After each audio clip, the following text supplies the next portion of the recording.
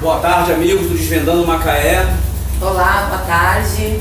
Eu sou Rubem Pereira. E eu sou Graziele Guiducci. Bom, hoje a gente vai dar continuidade ao nosso estudo diário das 1000 histórias curtas e antigas de Macaé. E além do nosso estudo que a gente faz todo dia ao meio-dia na rede Facebook e sendo transmitida também com conteúdo passado para o YouTube, a gente hoje vai fazer uma homenagem aos índios, né, que habitavam as terras do estudo, mas daqui a pouquinho a gente vai fazer uma leitura especial um pouco sobre os índios Goitacá, tá? Vamos fazer um estudo mais aprofundado hoje, trazer algumas informações relevantes sobre os donos da terra, né? Os primeiros moradores aqui da região de Macaé. Bom, então a gente hoje vai começar com a nossa semana. A gente tem lido, né? Quando a gente quer avançar um pouquinho mais, 2, 3 semanas. Hoje a gente vai ler uma semana e vamos falar sobre a bibliografia dos índios Goitacá. Bom, a gente chega hoje à live de número 25, né?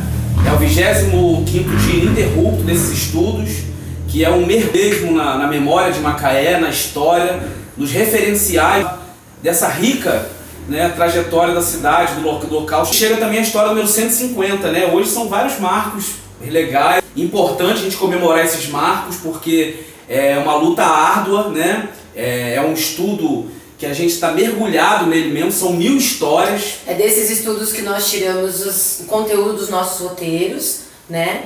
E o marco que a gente comemora também é esse legado que o Tonito deixou, né? Que foi assim a publicação dos seus estudos mais profundos sobre a história de Macaé, que hoje é muito difícil você conseguir contar essa história sem passar pelo Tonito, sem pesquisar na fonte de informações. Isso aí, é mesmo. De bibliografia, né? Quando ele fala que ele cita a lei que criou o nome de tal rua, a lei que criou a emancipação do município, ele, vamos dizer, que é um memorialista, historiador, que mata a cobra e mostra o pau, né? E deixa o rastro, né, de um caminho para a gente seguir com datas, com números de resoluções, né? Que se você, quando entra num campo de pesquisa, que você quer aprofundar o conhecimento e quer poder passar uma informação real para as pessoas, você tem que buscar as fontes, né? E Tonito cita todas as fontes, te dá ali, como ela diz, te dá todas as características, o número da resolução, a data que foi votado. Na verdade, quanto mais informações consistentes sobre uma história você tiver, mais científico para ser contada.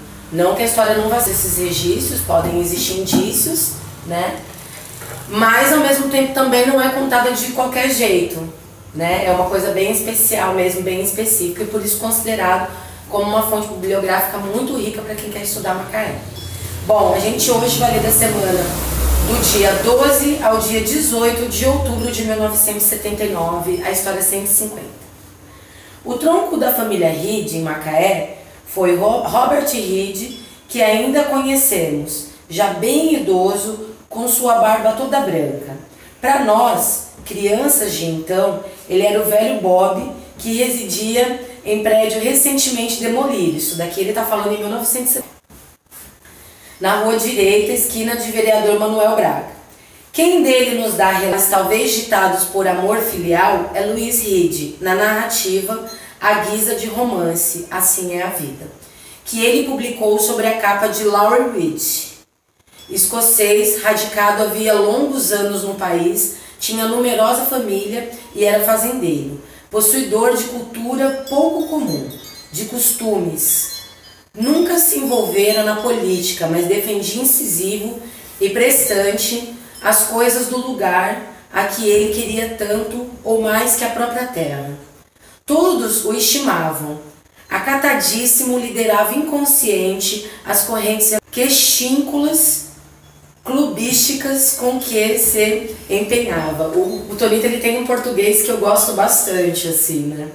Apesar que não são palavras muito comuns de se ler, eu tenho as minhas dificuldades aqui. Era talvez o único na cidade que, sócio dos dois clubes rivais e das bandas de música que se degladiavam, poderia, sorridente e bem acolhido, entrar em todas as casas, sem eiva de ódio político. É isso aí, né? A história da família aí do Luiz Reed, né? Contada por ele mesmo, no seu livro Assim é a Vida. E hoje a gente tem uma dificuldade, né? Eu faço até um desafio aqui de quem de Luiz Lauri Reed, a gente não consegue encontrar. É tão claro, né, o que está falando ali. Então, assim, é difícil a gente, informações sobre algumas figuras de Macaé, né, sobre suas origens, sobre sua família. E é sempre Tonito aí nos dando essa luz de informação. Exatamente. Bom, eu vou deixar você ler então. Aqui, ó, 151. Vamos lá, história número 151.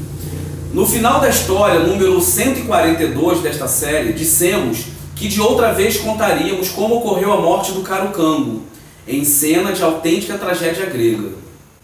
Já que prometemos, vamos cumprir, sempre baseados em Antão de Vasconcelos, livro Evocações, Crimes Célebres de Macaé.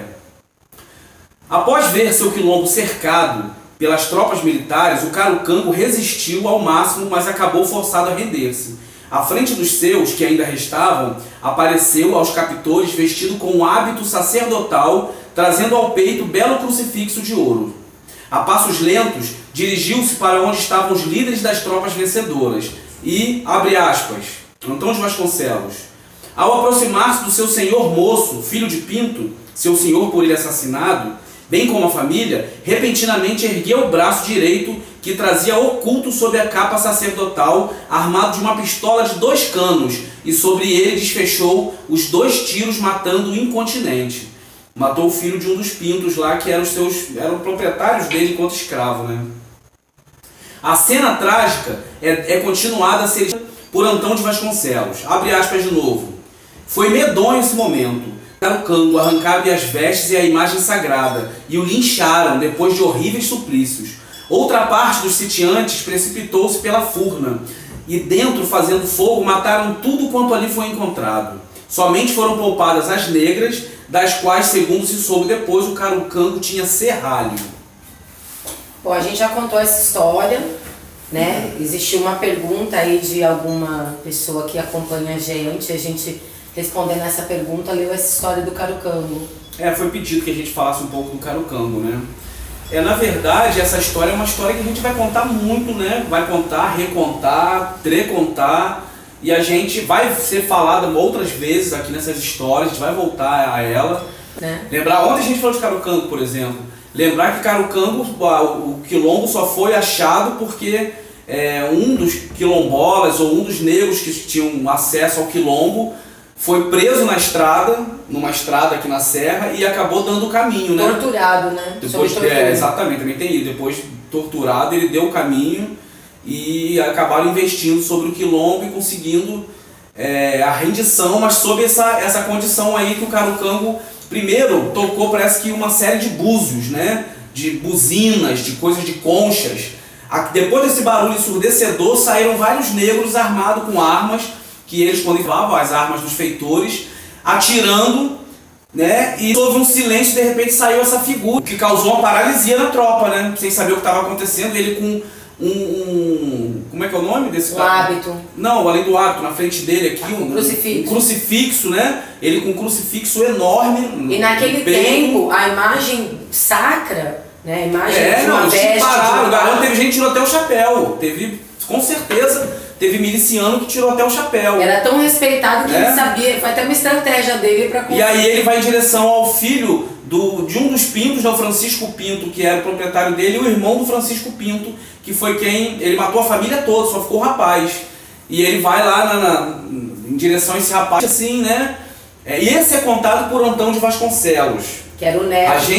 A gente tem que também ter a coisa crítica, o pensamento crítico de que ele fez um relato, né, de uma história que ele ouviu falar, né?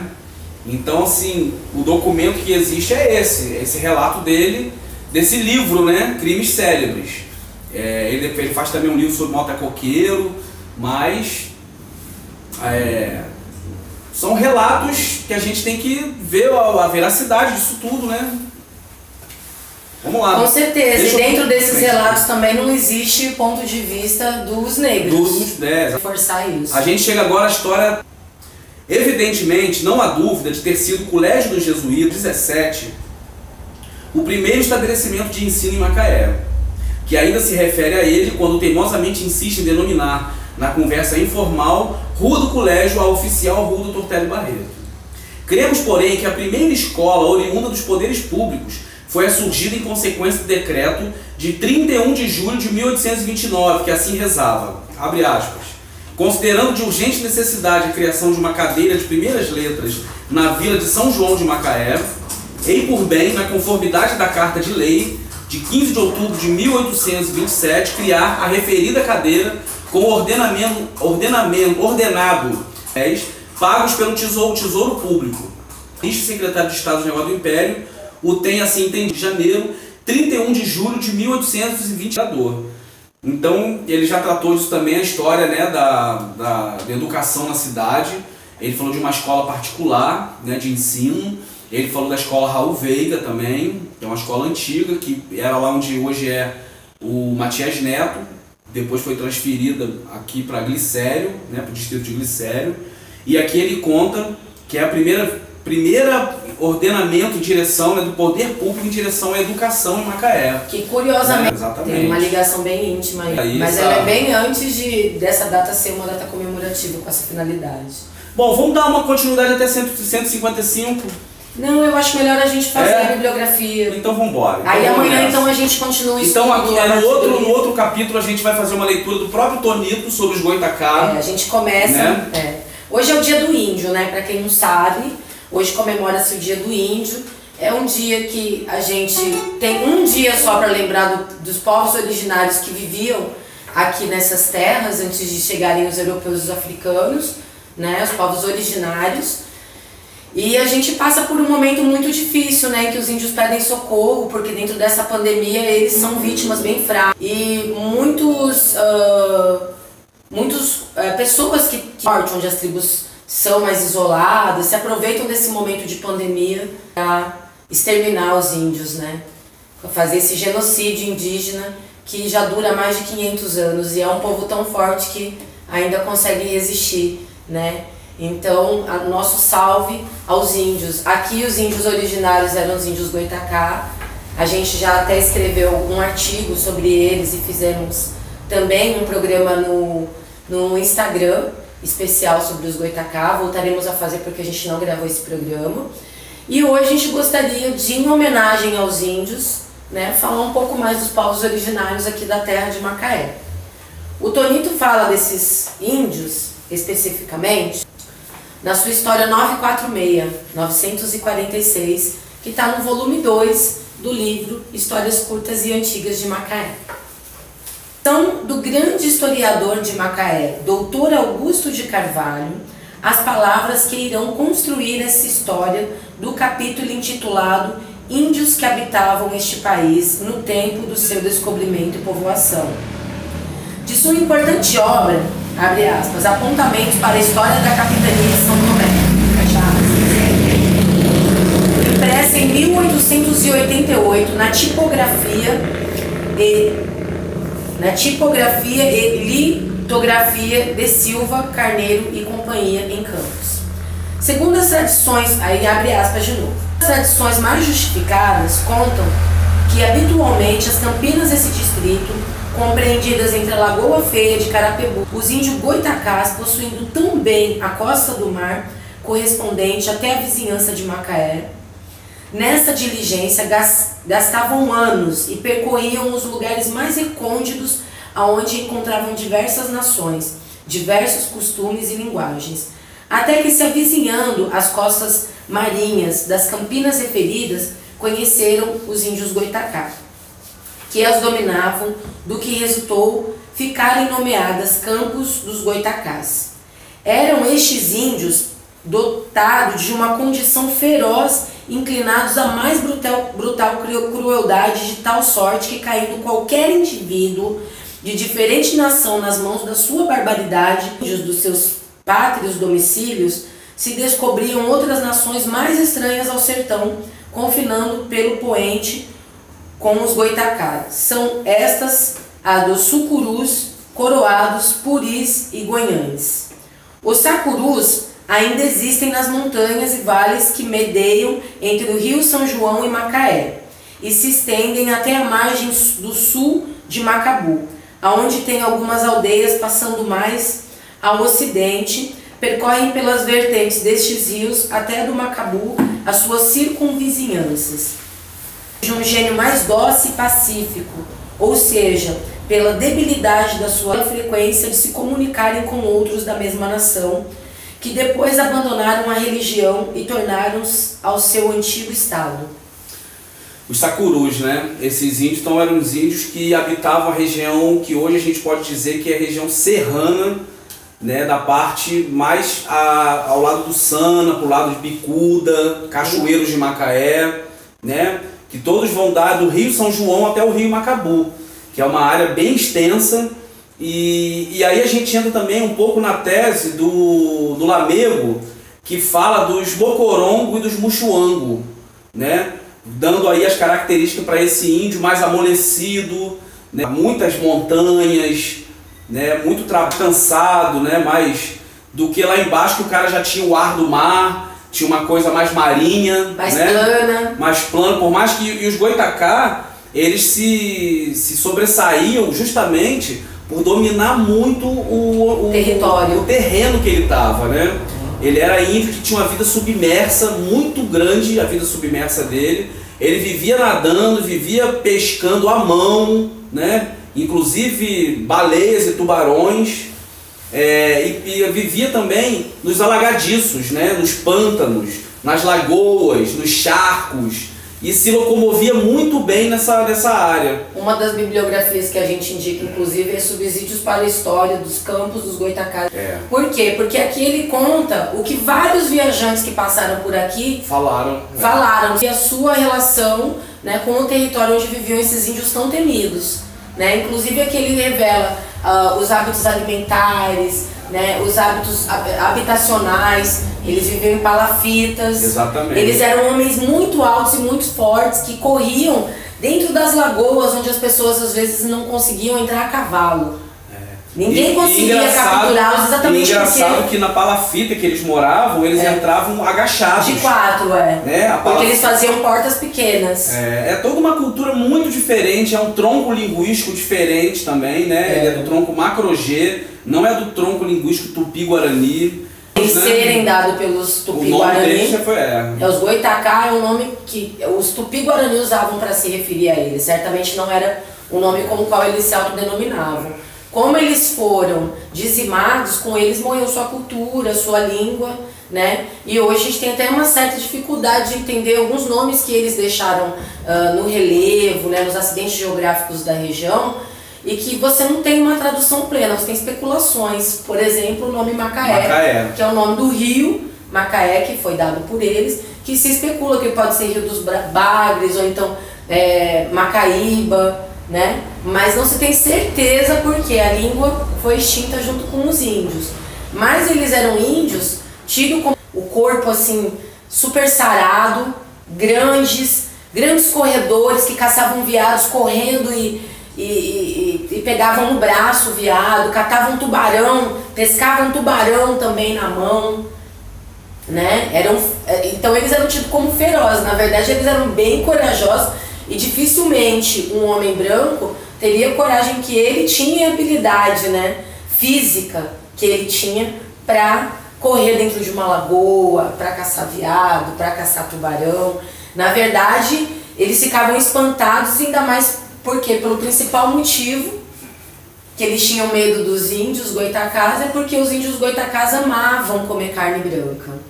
Eles adoravam a forma como eles comiam essa carne. Eles comiam essa carne, como disse aqui o Augusto de Carvalho, como manjar, né? Porque o antropofagismo deles era um antropofagismo de deleite mesmo da carne branca. Eles gostavam, eles apreciavam e comiam como mantimento essa carne. Vamos então ler um pouquinho mais sobre ele para a gente trazer um pouco mais de informações, a gente estudar um pouco mais também. Porque aqui a gente, como ela disse, são os gigantes que passaram por essas terras desde o século XVI, que vieram relatando. Aqui tem um de relatos sobre os Goitacá, né? Inclusive dando outros nomes que também eles eram chamados, né? Que são corruptelas do nome Goitacá. Então um dos relatos que tem aqui é o relato do Frei Vicente do Salvador, em sua História do Brasil, né, que em 20 de dezembro de 1627 ele escreve. 1627, hein? Quando os 7 capitães estão chegando por aqui. No distrito desta terra, dos Aitacazes, que é toda baixa e alagadiça, onde esses gentios vivem mais à maneira de homens marinhos que terrestres, e assim nunca se poderão conquistar, posto que é isso, porque quando se há de vir as mãos com eles, metem-se dentro das lagoas, onde não há entradas a pé nem a cavalo. São grandes fuzios e nadadores, e a braços tomam o peixe, ainda que sejam tubarões, para que as quais levam em uma mão um pau de palmo pouco mais ou menos, que lhes metem na boca direito. E como o tubarão fique com a boca aberta, que a não pode cerrar com o pau, com a outra mão lhe tiram por elas entranhas, e com elas a vida, e o levam para a terra, não tanto para os comerem, como para dos dentes fazerem as pontas das suas flechas, que são peçonhentas e mortíferas, e para provarem força e ligeireza, onças e outros férreos animais. Tigres e onças é engraçado, né? Porque o tigre ele não é um animal natural do Brasil, né? Mas o imaginário também... Aí agora, ó, ele ainda fala o seguinte: estas e outras inacreditáveis coisas que contam deste gentio, creia-as quem quiser, que o que daqui eu sei que nunca foi alguém a seu poder que tornasse com vida para as contar. Verdade é que há hoje deles mais notícias, porque lhes dou eu uma cruel doença, lhes deram uma cruel doença de bexigas que os obrigou a nos irem buscar e a ser nossos amigos, como veremos no livro 5º desta história. Exatamente, eles foram muito atacados com armas biológicas do século XVII, muito. A bexiga, no caso, é a varíola, se dá exatamente por essas epidemias que os brancos causavam nas tribos indígenas. Eles tinham muita dificuldade de dominar os índios, de lutar de igual para igual, mesmo tendo o chumbo a seu favor, né, as armas de fogo. Eles tinham muita dificuldade de fazer uma guerra pau a pau, inclusive porque o índio conhecia muito melhor o território e era muito mais destemido, ele vivia em harmonia com esse território. Né? O homem branco ele já tinha medo de tudo. Então eles tinham a finalidade de exterminar mesmo, né? Com essas epidemias americanas. Eu não posso deixar de trazer aqui uma informação para complementar sobre os Goitacá. Vasconcelos descreve as 3 castas de Goitacá que tinham no território. Os Goitacá se dividiam em 3 grupos bem distintos, né? Então eu quero trazer essa informação que é importante. O padre Simão de Vasconcelos, que era jesuíta, escreveu: 3 castas havia desta gente, falando agora somente dela, e deixando todas as mais nações que com ela confinam, que são inumeráveis. Uns chamavam Goitacá Guaçu, outros Goitacá Jocoritó e outros Goitacá Mopi. Então a gente tem 3 castas de Goitacá, isso é importante, dentro da cultura que se perdeu, os relatos que são importantes, e silvestre, e tragadora de carne humana. Assim, andam à caça uns dos outros como feras, e com mais gostos que apacentam na carne do que cativam, do que na das feras que caçam. Né? Gostava mais de carne humana do que carne de caça. E aí a gente tem aqui vários relatos, a gente ainda vai falar muito sobre o Goitacá. A gente pretende fazer um programa especial, trazendo diversas informações sobre o Goitacá. E nesse dia hoje aí do índio, a gente deixa essa fala nossa, esse estudo. Aqui, né? Também no Macaé, à luz de documentos inéditos. Esse livro aqui é de Tonito, é do acervo e da biblioteca dele, um livro que ele fez GE.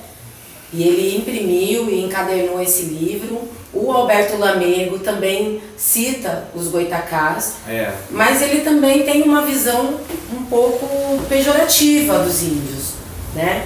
Quem contava essa história dos brancos, de todas essas histórias reunidas, a pessoa que teve um olhar mais brando e mais humano para os Goitacás foi o Júlio Feite, né? Que ele, depois de ele fazer todos os relatos de muitas pessoas, muitos naturalistas que tiveram aqui, né, os 7 capitães, ele faz aqui um compêndio de todos esses relatos e no final ele dá a opinião dele, de que ele diz que não é que os índios fossem tão ferozes, os índios estavam apenas protegendo o seu território, que era o patrimônio deles. A psicologia, né, das ações humanas sobre a natureza muito maior como seres humanos brancos, né, da raça branca, estamos começando até agora. Né? Mais de 500 anos depois, quando eles chegaram aqui, os índios já viviam em harmonia, as árvores, que no caso, os goitacás, eles não faziam plantação. Né? Na alimentação deles não tinha mandioca, milho, era basicamente caça mesmo. Eles comiam caça e também colhiam, eram coletores, né? Plantas colhiam da restinga. Plantas da restinga, frutos, né? Como pitanga, etc. Mas eles não plantavam e colhiam o seu alimento como os índios Tupi-Guarani, por exemplo, né? Enfim, foram índios que estavam aqui para defender sua terra e eles viviam numa harmonia onde eles não precisavam. Rubem contou que estava escrito aqui no livro de quando eles caçavam um tubarão, que eles davam um soco no focinho do tubarão, a hora que o tubarão abria a boca eles enfiavam um pau e com a outra mão eles puxavam as entranhas do tubarão matando ele e levavam ele com esse pau na boca aberta para a terra. Eles gostavam muito mais de comer carne humana que carne de tubarão, mas eles também se alimentavam da carne do tubarão. Mas isso era um rito de passagem, né, do adolescente para a vida adulta. Também tinha essa coisa do rito, que conta ali, né, eles pegavam o tubarão era mais pelo dente, principalmente para fazer as flechas, né, e outras armas. Aquilo demonstrava, assim como a tatuagem de genipapo, né, que os tupi-guaranis usavam para mostrar que eles eram grandes guerreiros, já tinham tragado muita carne humana, eles tinham genipapo. Os índios Goitacá tinham esses dentes de tubarão, né, colocados em colares e outras coisas na perna, no braço, né? Era adorno, né? Eram adornos que comprovavam que eles tinham feito. Eles usavam muito alargadores, né? Os índios Goitacá. Usavam a franja careca, essa parte aqui da frontal, né, da cabeça. Cabelo eles longo raspavam. com a frente aqui. Então, assim, são figuras bem curiosas, sobre eles foram escritas muitas coisas. A gente vai fazer um especial e disponibilizar para vocês, tanto na página do Vamos Ver se a gente consegue disponibilizar no YouTube também. E hoje a gente deixa aí essa homenagem aos índios, especificamente aos índios que viviam aqui nas terras macaenses. O nosso agradecimento pela sabedoria e o legado que eles também nos deixaram, milenar, que mesmo com tanta retirada de mata, de floresta, a gente ainda consegue ver um lugar bem bonito e bem... Os nossos abaçaungas. Então é isso, galera. Muito obrigada. Fiquem com Deus. A gente se vê amanhã. Um beijo.